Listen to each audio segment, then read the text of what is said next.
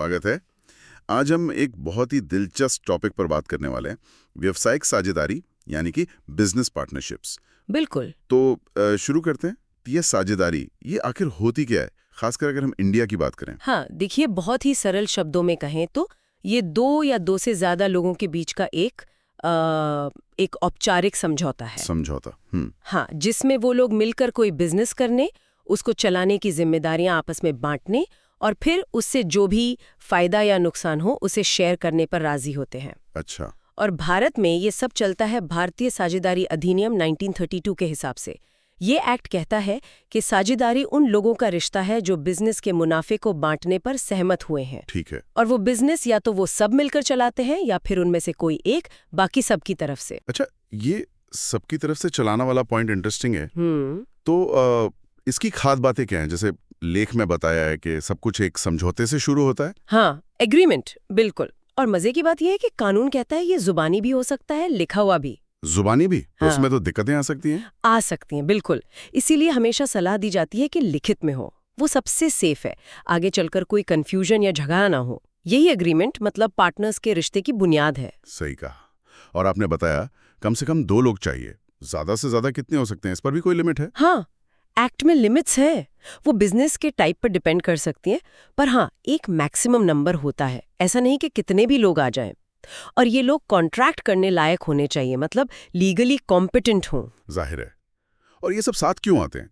लेख कहता है मकसद है लाभ कमाना। हाँ, प्रॉफिट शेयरिंग। अग्रीमेंट में ये साफ लिखा होना चाहिए कि प्रॉफिट और हाँ, लॉस भी कैसे बांटा जाएगा।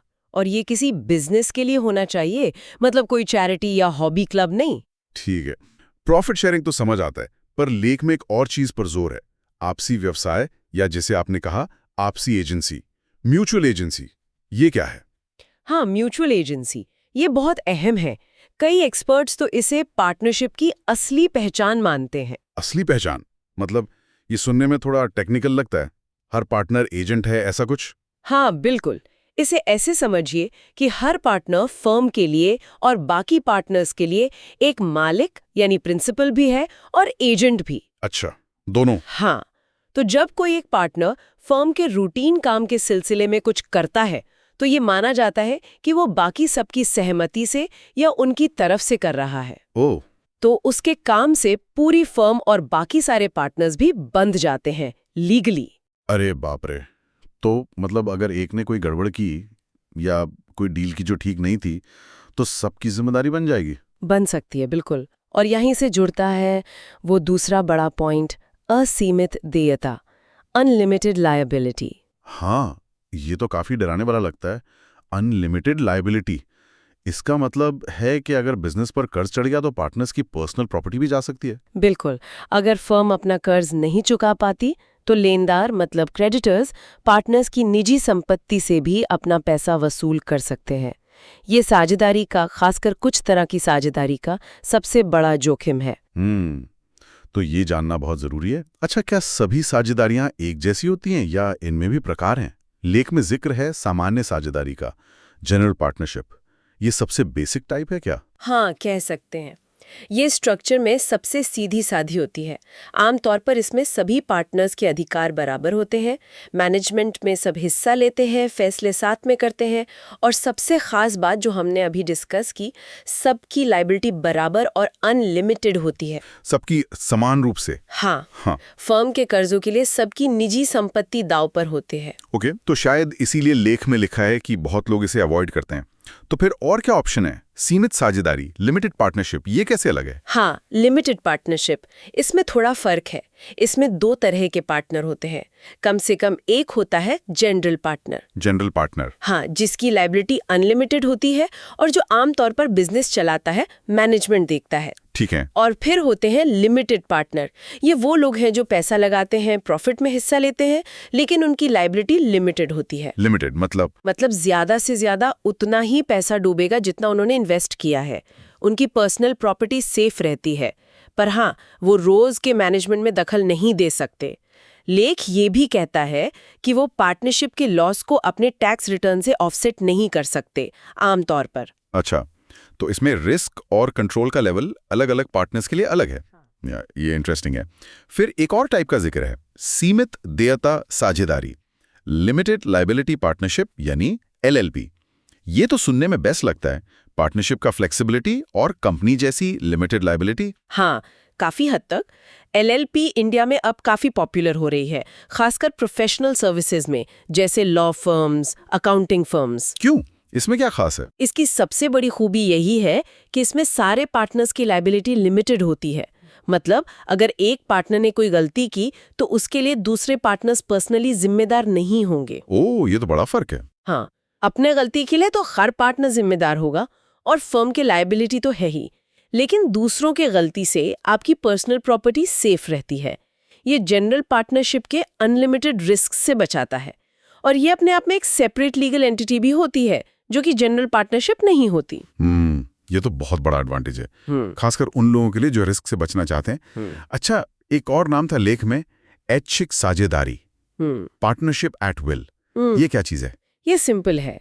पार्टनरशिप एक्ट की धारा 7 बताती है, अगर पार्टनर्स ने अपने एग्रीमेंट में ये नहीं लिखा कि पार्टनरशिप कितने समय तक चलेगी या किस खास काम के पूरा होने पर खत्म होगी, तो वो ऐच्छिक साझेदारी है। मतलब जब तक चाहे चला सकते हैं। हाँ, या जब तक कोई एक पार्टनर बाकियों को नोटिस देकर इसे खत्म करने का इरादा न जाहिर कर दे।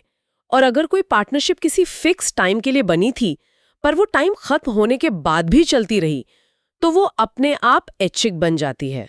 समझ गया। तो ये सारे टाइप्स और नियम कानून, जैसा हमने शुरू में कहा, ये सब भारतीय साझेदारी अधिनियम 1932 के तहत आते हैं। 1 अक्टूबर 1932 को लागू हुआ था ये। जी हाँ। यही एक्ट भारत में पार्टनरशिप्स की नींव है।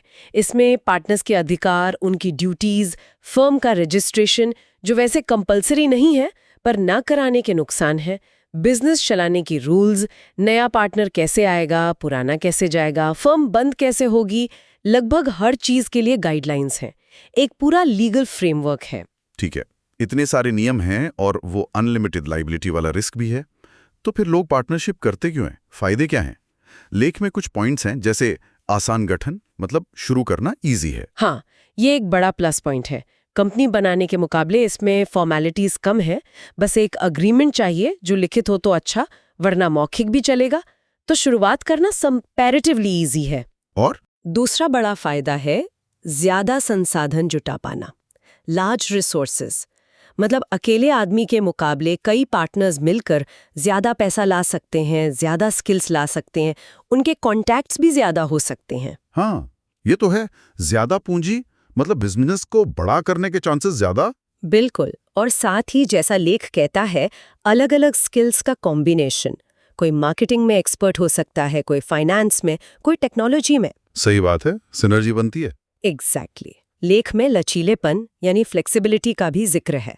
पार्टनर्स चाहें तो आपसी सहमति से बिजनेस चलाने का तरीका या उसके ऑब्जेक्टिव्स बदल सकते हैं।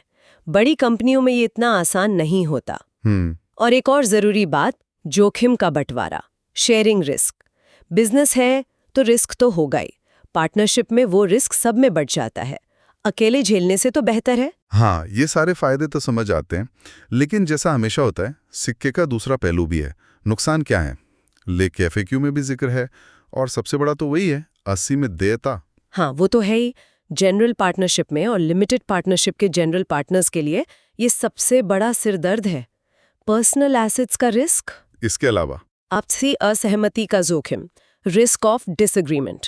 जब कई लोग मिलकर फैसला लेते हैं तो मतभेद होना तो नेचुरल है, पर अगर ये बढ़ जाए और सुलझे नहीं तो पार्टनरशिप टूट भी सकती है। हाँ, ये तो हो सकता है। और क्या पार्टनरशिप थोड़ी अस्थिर नहीं होती? मतलब किसी पार्टनर की डेथ हो जाए या वो रिटायर हो जाए या दिवालिया हो जाए तो? हाँ, जनरल पार्टनरशिप में ऐसा होने से फर्म खत्म हो सकती है, डिसॉल्व हो सकती है, अगर अग्रीमेंट में पहले से कुछ और तय ना किया गया हो। LLP में ऐसा नहीं होता क्योंकि वो सेपरेट लीगल एंटिटी है। लेकिन हाँ, जनरल पार्टनरशिप में ये एक अस्थिरता का फैक्टर है। ठीक है, तो फायदे भी हैं, नुकसान भी हैं, सोच समझकर फैसला लेना होता है। अब आते हैं उस सवाल पर जो लेख के FAQ में है। साझेदारी का सबसे जरूरी तत्व क्या है? आपने पहले भी जिक्र किया था, आपसी एजेंसी। हाँ, म्यूचुअल एजेंसी। लेख इसी को सबसे महत्वपूर्ण मानता है। क्यों? ऐसा क्यों? क्योंकि यही वो सिद्धांत है जो पार्टनरशिप को सिर्फ कुछ लोगों के पैसे मिलाने से ज्यादा कुछ बनाता है। ये दिखाता है कि पार्टनर्स एक दूसरे पर भरोसा करते हैं, एक दूसरे के कामों के लिए जिम्मेदार हैं। ये सिर्फ प्रॉफिट लॉस बांटना नहीं है, ये एक टीम की तरह काम करना है, जहां हर एक का एक्शन सबका एक्शन माना जाता है। यही पार्टनरशिप के रिश्ते का कोर है। ये बात तो सही है। ये सिर्फ एक लीगल स्ट्रक्चर नहीं है, एक तरह का गहरा आपसी कमिटमेंट भी है। अच्छा, लेख में कुछ रियल वर्ल्ड एग्जांपल्स भी दिए हैं, जैसे रेड बुल और गोक्रो का कुछ मिलकर करना, स्पॉटिफाई और उबर का, तो पिंटरेस्ट का भी जिक्र है। और भारत से मारुति सुजुकी और हिंदुस्तान पेट्रोलियम का उदाहरण भी है। हाँ, ये उदाहरण दिखाते हैं कि पार्टनरशिप का कॉन्सेप्ट कितना वर्सेटाइल है। ये सिर्फ छोटे बिजनेस के लिए नहीं है, बड़ी कंपनियां भी इसे इस्तेमाल करती हैं नए मार्केट में जाने के लिए, टेक्नोलॉजी शेयर करने के लिए या मार्केटिंग के लिए। ये दिखाता है कि ये कितना पावरफुल टूल हो सकता है। बिल्कुल। तो अगर हम पूरी बात को समेटें तो पार्टनरशिप एक तरीका है रिसोर्सेज, स्किल्स, कैपिटल को पूल करने का, अकेले चलने से शायद ज्यादा तेजी से आगे बढ़ने का। हाँ बिल्कुल, लेकिन इसके साथ कुछ सीरियस बातें जुड़ी हैं। सबसे पहले लायबिलिटी, आप कितना रिस्क लेने को तैयार हैं, अनलिमिटेड या लिमिटेड। एलएलपी एक अच्छा ऑप्शन हो सकता है आजकल। सही। दूसरा, वो आपसी जिम्मेदारी और भरोसा, म्यूचुअल एजेंसी। सही पार्टनर चुनना और सब कुछ साफ साफ अग्रीमेंट में लिखना बहुत जरूरी है। और ये समझना कि कौन सी पार्टनरशिप, जनरल, लिमिटेड या एलएलपी, आपकी जरूरत के हिसाब से ठीक है। एक्ट यानी भारतीय साझेदारी अधिनियम 1932 तो वो खैर है ही इन सबको रेगुलेट करने के लिए। बिल्कुल।